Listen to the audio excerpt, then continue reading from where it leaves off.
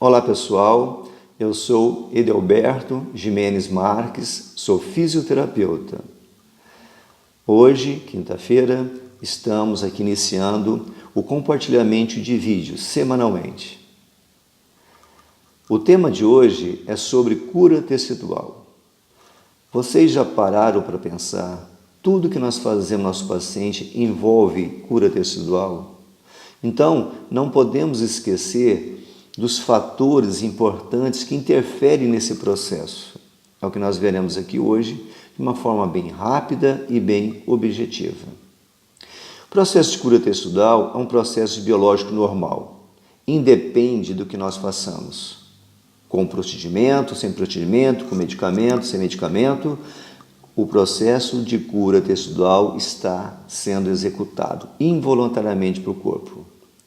Esse processo involuntário, naturalmente, veremos lá na frente em outro vídeo como ocorre isso, essa fisiologia. Certamente, semana que vem eu devo estar apresentando isso para todos.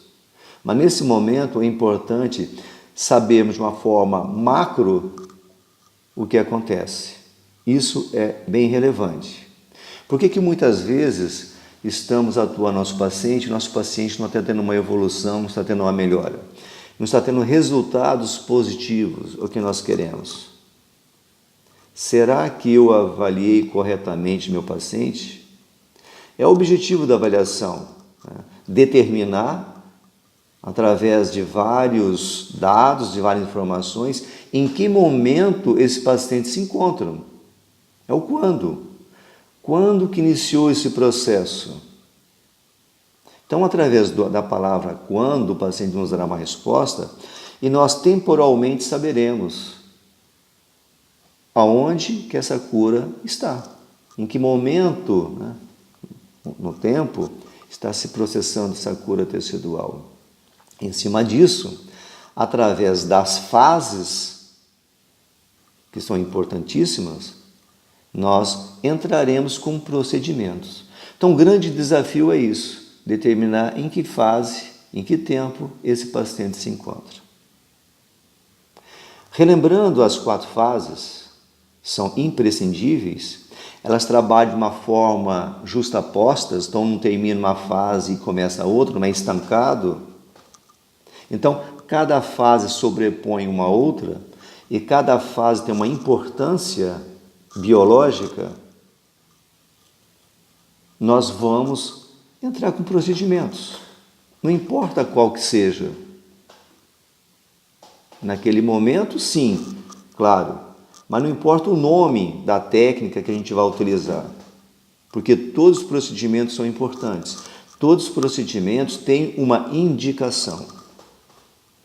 Então, quando fazemos um determinado procedimento, pensando que ele vai atuar para tudo, aí não resolve.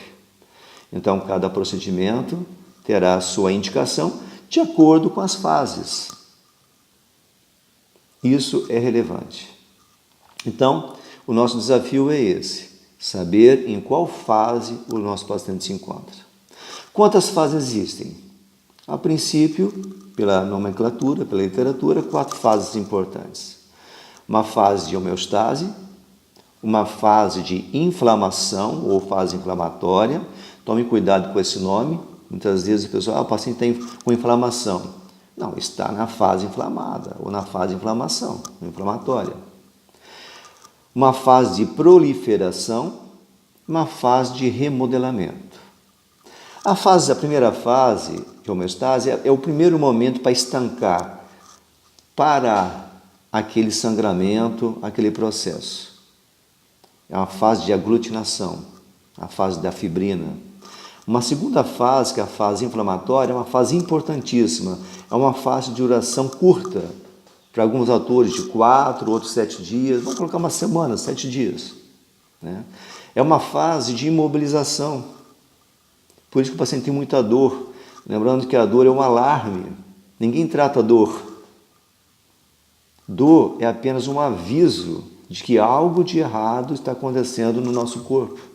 Assim como outros alarmes que nós temos no corpo. Né? Então, nessa fase inflamatória, o principal ponto é a fase angiogênica. houve ruptura de vasos, o corpo está tentando reconstruir esse ambiente, essa perfusão de sangue está livre naquele ambiente, naquele meio, então o corpo se encarrega de reconstruir esses vasos para manter a vida. Então, com sangue, né, com esses nutrientes, teremos vida. Então, a primeira fase, uma fase angiogênica, uma fase de imobilização. O que nós podemos fazer como na fisioterapia nessa fase? Certamente, procedimentos que vão ajudar nesse processo. Então, a eletrotermoterapia ajuda bastante, a acupuntura ajuda bastante. Passando essa fase, inicia a fase de proliferação. De acordo com o tecido que for lesionado, ou seja, ósseo, um ligamento, um músculo ou um nervo, ou que seja, qual que seja o tecido, esse processo colágeno adequado estará sendo processado em uma escala muito alta. Então, é a fase da síntese de colágeno.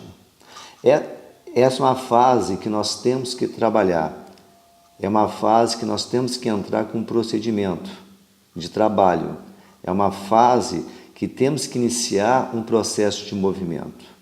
O melhor trabalho é um movimento ativo livre, sem dor para o paciente. O movimento fisiológico normal daquela região que foi afetada.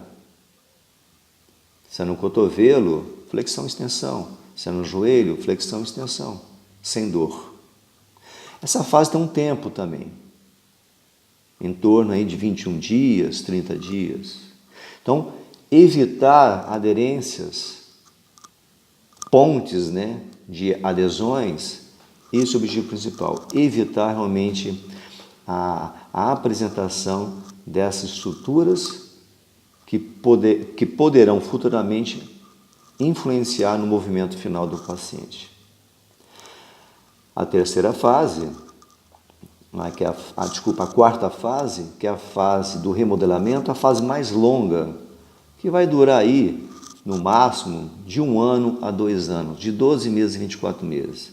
É a fase onde esse tecido jovem, ele tem que ser transformado, ele tem que tornar-se adulto, ou seja, uma fase de resistência, uma fase de tensões, a fase tênsio, é onde nós vamos promover o fortalecimento da estrutura. Então, todo aquele delineamento de exercícios que vamos realizando no nosso paciente, entrando com trabalho com a cinética aberta, uma carga mínima, elevando essa carga, esse processo, né, de peso ou de elástico que seja, é importante. Até passarmos por uma fase de meia carga, ou de carga total, cadeia cinética fechada, e até a alta do nosso paciente, até o restabelecimento da função do nosso paciente. Celularmente, ou histologicamente, visto em microscópio eletrônico, as células têm uma conformação normal a partir do 18º mês, 20º mês. Então, restabelecer a função do paciente requer tempo, né? Então, observe a importância que nós damos a essa questão de apresentação de conceitos, de técnicas e procedimentos e momentos do restabelecimento do nosso paciente. Agora, esse processo todo seria normal, né? Se nós estivéssemos num ambiente fechado, se tudo estivesse dentro das normas normais, né, das CNTPs. Só que isso não acontece, nós sabemos. Então, nós temos que estar atentos também aos fatores que intervêm nisso. São fatores internos e fatores externos que podem interferir nesse processo de cura tecidual. Esses fatores podem retardar, esses fatores podem mudar a constituição tecidual, ou seja, devemos estar atentos a isso. São vários fatores, e a literatura mostra isso também. Eu vou citar alguns para vocês aqui. E vamos falar apenas de 2 fatores importantes. Então, oxigenação é um fator intrínseco, um fator local. A perfusão do sangue, né, normal, com seus nutrientes, mas principalmente o oxigênio, nem em excesso, nem em falta, pode alterar esse processo de cura tecidual. Então, quando nós fazemos uma liberação tecidual, nós sabemos que quando há uma lesão, os grupos musculares próximos estão em tensão, tanto que é falado espasmo protetor. O que acontece no espasmo protetor? Existe a musculatura tensa e sabemos que os vasos estão passando nesse meio. E se existe essa tensão, a luz do vaso está fechada, logo a perfusão sanguínea está lá delimitada. E lembrando também, em processos, né, de traumas, o sistema nervoso simpático está ativado. Estando ativado o sistema nervoso simpático, a luz do vaso também estará limitada e com isso menos sangue. Menos sangue, um dos componentes que ele carrega é o oxigênio. Então, quando nós fazemos um procedimento, não importa qual que seja, o que nós estamos fazendo? Apenas liberando sangue novo para aquela região. Naturalmente, pensando em sangue, observando, né, para o lado microscópico, nós teremos células, macrófagos, monócitos, células que estão ali atentas para essa reconstrução dos tecidos que foram agredidos. Mas, importante, quem está levando isso? Os vasos. Então, os vasos, é imprescindível que a gente tenha uma atenção inicial para verificar se o meio, o locus, está liberado. Então, o primeiro passo, desobstruir essa via. Então, um dos pontos importantes é essa parte de oxigenação. Temos a parte de infecção, que é um outro fator também que vai retardar, né, esse processo de cura. A própria idade que nós sabemos, pacientes mais jovens, idade jovem adulto, idosos. O idoso tem toda a questão já do próprio envelhecimento tecidual, principalmente neural, que é a via que controla todo esse sistema. Então, a condução neural está deficiente desses pacientes e outros fatores que o idoso tem, que está aqui dentro também dessa parte, né? Então, a idade é importante nisso. Qual o perfil do meu paciente? Hormônios sexuais, principalmente mulheres, essa questão do eixo, né? Hipotálamo, tálamo e adrenais, ou pituitária adrenal, que chama HPA, que é hipotálamo, hipófise e adrenais. Esse eixo é importante, tanto na mulher quanto no homem. O estresse, naturalmente, aí entra a questão da atividade exacerbada do sistema nervoso autônomo, simpático, aí entra na questão da oxigenação do vaso, já comentamos. Diabetes, outro fator imprescindível, essa questão da alteração dos vasos, né, hormônios. Obesidade é uma doença. Obesidade acarreta alterações vasculares maiores, né, circulação sanguínea maior, então, alterações cardíacas. Medicamentações, então, o tipo de medicamento que o paciente está utilizando interfere nesse processo de cura. Se o paciente está fazendo quimioterapia, se está fazendo corticoterapia, vem influenciar. O alcoolismo, sem falar, né? Tabagismo e outro fator importantíssimo é a nutrição. Um aspecto imprescindível. O que ele coloca para dentro? Deficiências nutritivas afetam diretamente na cura tecidual. Então, gorduras são importantes, uma fonte de energia. Carboidratos, uma fonte de energia. Proteínas são importantíssimas. Em qual fase a proteína é importante? Vitaminas, que participam nesse processo de quebra dessas moléculas de proteínas e carboidratos, vitamina C, a vitamina A, a vitamina E, são vitaminas imprescindíveis nesse processo de cura tecidual. Mas como que eu vejo tudo isso? Naturalmente, esse processo é visto naturalmente quando você faz uma boa avaliação no paciente. São os itens que nós estamos lá buscando, agregando. E com isso, com certeza vamos errar menos na hora de aplicarmos procedimentos no paciente. Então, finalizando tudo isso, nesse processo de cura tecidual, não esquecer que existem fases que participam da cura. As fases se interrelacionam. Cada fase tem uma importância. Cada fase está acontecendo algo dentro, a nível biológico, que é normal.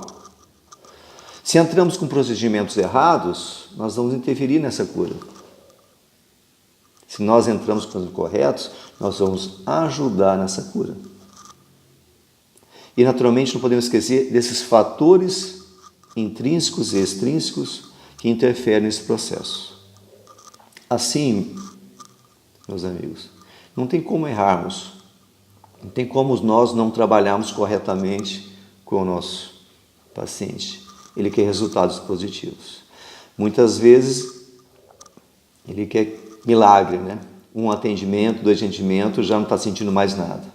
Tudo bem, sintoma dor, nós podemos até retirar, ajudar nesse processo em um tratamento. Agora, o processo de cura ainda permanece lá dentro. Esse que é o ponto. E o paciente tem que saber disso. Então, orientações também importantes no nosso tratamento. Orientar em atividades que não venham a interferir no que nós estamos fazendo. Podemos orientar na questão da alimentação. Nós não somos nutricionistas, mas pelo menos podemos dar uma orientação dentro da avaliação que nós fazemos. Então, a minha ficha de avaliação tem dados sobre isso. Eu requisito informações sobre o que ele coloca para dentro. Isso faz parte da minha ficha de avaliação. Então, em tudo isso, nós podemos ajudar a interagir com o paciente. Resultado, com certeza, positivo. Bom, é isso. Eu vou deixar disponibilizado para todos o artigo que eu me orientei. Só vou tentar ver como que funciona, onde que eu vou colocar esse artigo. Eu vou depois dispor para vocês, provavelmente no Facebook. E o próximo tema da semana que vem é sobre o nervo vago. É um trabalho que estou fazendo já desde o ano passado. E o nervo vago, dentro do sistema nervoso autônomo parasimpático, tem uma relevância enorme nisso que nós comentamos hoje sobre cura tecidual. E desculpem pela apresentação somente em imagem, dessa forma em vídeo, mas no próximo vídeo nós teremos já imagens desse trabalho que estou fazendo, com apresentação de artigos, etc, etc. Ok? Então fica o tema para a próxima quinta-feira, sobre essa pesquisa que eu estou fazendo já desde o ano passado, sobre a importância clínica do nervo vago. Vou deixar com vocês o link do YouTube e espero que todos tenham gostado. Deixem as suas sugestões, os seus comentários no canal do YouTube, que é sempre bem-vindo. A ideia, aos poucos, ir melhorando a apresentação, tanto a minha apresentação do conteúdo, quanto a apresentação também do visual.